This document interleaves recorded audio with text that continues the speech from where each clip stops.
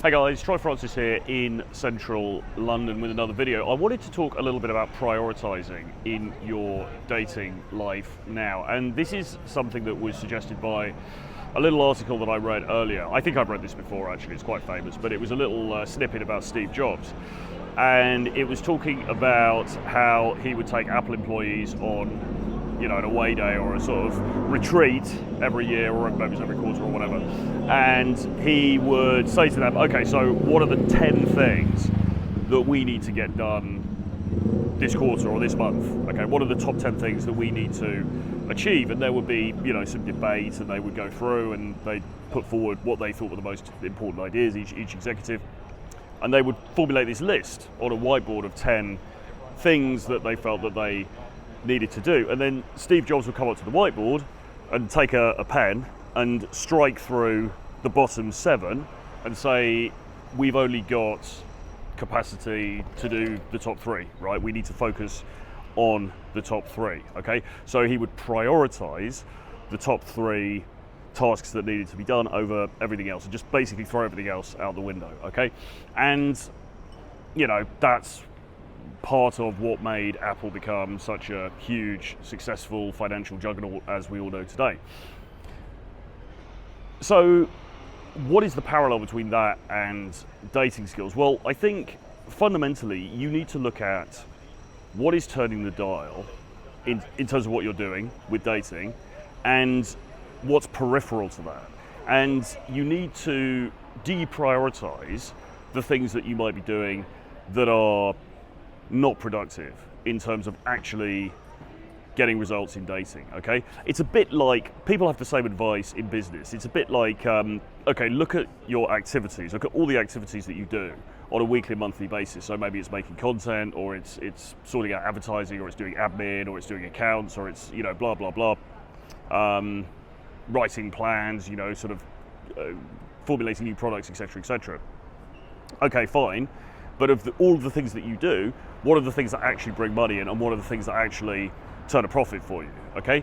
And probably it's a very few little things. It's probably sales calls or something to do with the sales process, okay? And that's sort of it, really. I mean, obviously you need to get people in the funnel in order to sell to them, but that aside, the thing that really is going to turn the dial is actually making sales, whether that's you calling them, or whether that's you putting out ads, or whether that's you having an opt-in form on your website, or driving people to that, and whatever it is, okay? So this idea of prioritizing the things that will actually make a difference and then deprioritizing everything else, really, really powerful, and it makes a lot of sense, okay? So again, how do we relate this to dating? Well, a lot of guys will do anything, and I mean anything, other than the one thing that's actually gonna change things up for them in dating, right? The one thing that's actually going to make a difference. And the one thing that's actually going to make a difference is going out consistently and talking to more women, okay? Now, caveat, you can, if you want, include dating apps in this as well. Obviously, you can be consistent on those.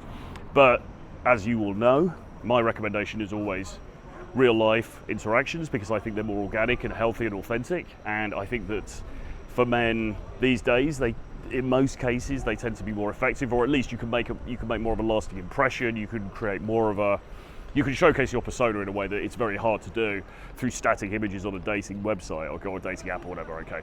So, yeah, you need to be going out there, and you need to be being consistently social and talking to more women, and then try to move those conversations forward when appropriate to, we should exchange numbers, why don't we go out for a coffee, why don't we meet in the week, blah, blah, blah, okay? And you just need to be doing that consistently. And if you were doing that consistently, and myself and James Tusk will recommend, 2 to 3 approaches per day, which comes out at, 30 to 60 approaches, 60 to 90 approaches per month. Basically, it's more than anybody else on the planet is doing, really. It's more than any other guy is, or most other guys, except for the few guys who do this consistently because they know that it works, is doing.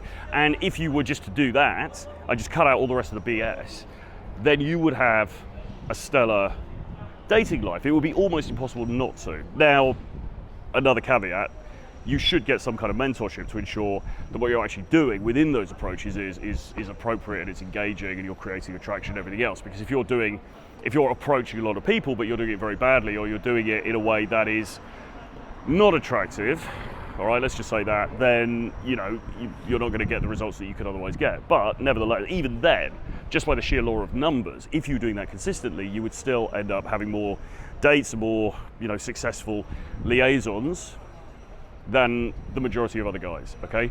Just by sheer law of numbers. So there's a lot of other crap that guys tend to do that acts as a buffer to actually doing the thing that's going to turn the dial. And that includes, but is not limited to, watching videos like this, reading blogs, reading books about dating dynamics, watching a million YouTube channels about red pill stuff and dating stuff, going through the archives of really old pickup stuff that was written in the early 2000s, mining that for any details. People become these mental masturbators, become really, really obsessed with this stuff and really just like bought into this whole thing. And I think it's like it's this almost trying to uncover gold. It's almost like if I just read one more book, if I just read one more blog, if I just watch one more video, I'm going to find the secret. The golden pot of gold, the pot of gold at the end of the rainbow. And that's the thing that's going to make all the difference.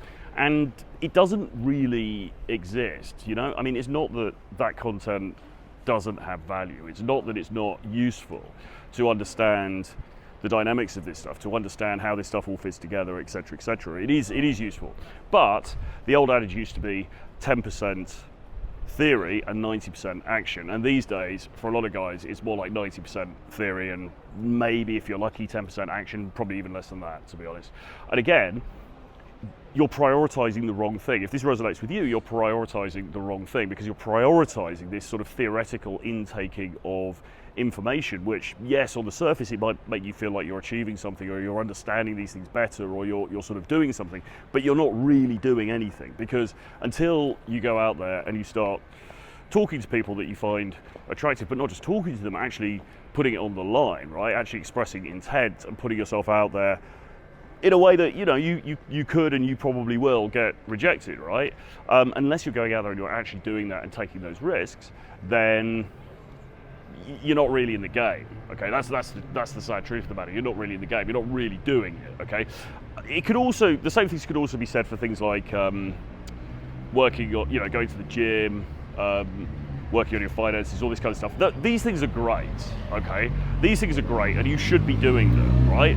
You absolutely should be doing them, but they are still peripheral to where the rubber actually meets the road, which is going out and having those one-on-one interactions with women that you find attractive, showing that intent, saying to them, hey, listen, you seem cool, let's meet up for a drink, why don't we exchange numbers, here's my phone, put your number in here, I'll drop you a message in the week, okay? Unless you're doing that consistently, unless you're having conversations that lead to that on a regular, consistent basis, then you're not turning the dial, okay? You're not doing the thing that's actually going to make a difference, all right? So, yes, you can spend hours and hours a day working out and you can get a wonderful, perfect six-pack like me, and that's great, and you should do that. But again, I mean, it's if you think that, I'm going to build the mountain and they shall come, it just doesn't work like that, right? Because there's plenty of guys who look great, there's plenty of guys who have a six-pack or probably have even better physique than you. There are guys who are richer than you, there are guys who are, have a better car, have a better house, etc., right? There's always going to be somebody who beats you on those measures, right? So it's not that you shouldn't be improving them, and you should be seeking to improve them every day, because you should, but to think that, right, I'm just going to get those things and then I'm going to be swarmed by these beautiful women is naive, to say the least. It's just not how it works, because, as I've said before in these videos, you are the product, and then the game, if you like, if you want to use that term, is the marketing. And you can have the best products in the world, but if you don't market it, if nobody knows about it, it just sits there on a shelf somewhere, then you're not going to make many sales. Conversely, if you've got a great and very slick marketing program, but the product is not very good, you're also not going to make that many sales. Or, to put it another way, you're not going to get many repeat customers, okay? But that's a slightly different thing. So you need to be doing both, but the emphasis needs much more to be on the marketing, because most guys, I mean, all right, let me rephrase that. There's a lot of guys who have a lot of work to do. Okay, fine. If you come to us for training, then we're going to tell you very quickly what that work is, okay? But it's going to be pretty obvious, to be honest, right? You're going to have to get in shape, you're going to have to dress better, you're going to have to, I don't know, just sort out your grooming, sort out your personal hygiene, just get down the gym if you don't do that. I mean, it's sort out your finances. It's very basic stuff. Have an interesting life, okay? It's not going to be rocket science, okay? You absolutely should be working on those things. But again, often, and not all the time, but often, that's not really the problem, right? Because we get a lot of guys who come to us and, you know, they are in pretty decent shape, right? They are well dressed. They are, you know, they've got a good career, right? They made a lot of money, either in their own business or for a company. They're out there, they're already out there doing it, all right? But they're still not getting results. And the reason they're not getting results is because they have neglected, as I say, the one thing that's really going to turn the dial, which is actually going out there and having the interactions. Encompassing as well, if you want to, some online dating, you know, a little bit of social circle stuff, some nighttime stuff, whatever you want to do. But, you know, fundamentally, if you want to have a successful dating life where, you know, you have options with different attractive women, and then you can select and say, right, okay, this is the person that I want to be in a relationship with, this is the person that I want to have as my girlfriend, because, you know, I don't necessarily like all the character traits that this person over here. So if you want to have those options, right, if you want to have that flexibility, you need to get the numbers up, okay, to be crude. You need to be talking to a lot of people. You need to be socializing constantly, bringing new people into your life, or at least meeting new people. I'm not talking about sleeping with all these people. I'm not talking about, you know, even going on dates with all of them, but you need to be going out there and meeting lots of different people. So you've got a sense of abundance, right? And you've got a sense of the kind of people out there, okay? And if you're not doing that, then again, you're just not really in the game, okay? So people can watch this content, they can watch the Red Pill shows, they can watch all of this stuff, read the books, great, but you've got to actually do some stuff. You've got to actually do the action. And moreover, you've got to do it consistently. It's like saying, okay, well, I went to the gym once in 1992, why am I not ripped? Okay, I've been to the gym, I went once in July 1992, what's the problem? Well, obviously it doesn't work like that. It needs to be consistent, it needs to be regular, it needs to be several times a week. It's exactly the same thing with the dating stuff. And to be honest, if you can do it on a daily basis, then that's really going to stand you in good stead. Anyway, prioritize, deprioritize the things that aren't going to make a difference, prioritize the things that are, and then laser focus on those things that are going to make a difference. Hope you enjoyed the video. Please do subscribe to the channel if you haven't done so already. Write your comments below, let me know what you think about this topic, give me a like and all that good stuff. And if you are interested in any of the coaching programs that I currently have going on, which includes one-on-one work, working remotely over Zoom, etc. Got a boot camp coming up in Colombia, Bogota very, very soon as well. Drop me an email, troy@realtroyfrancis.com, and put your WhatsApp details in and we can have a chat.